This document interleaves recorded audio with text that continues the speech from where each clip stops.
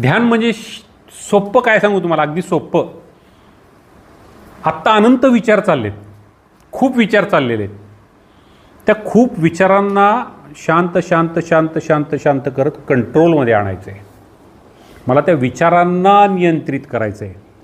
आणि एकदा त्या माझ्या विचारांवर माझं नियंत्रण मिळालं, मी शून्य अवस्थेकडं, निर्विचाराकडं आलो, की निसर्गाने, देवाने आम्हाला काय दिलं आहे माहिती का? एक कर्म आणि एक विचार दिला आहे. एक कर्म करण्यासाठी एक विचार दिला आहे. म्हणजे मला समजा आता हे कागद उचलला, हा कागद उचलायचा आहे हे कर्म, आणि ते उचलायचा विचार दिला आहे, संपलं.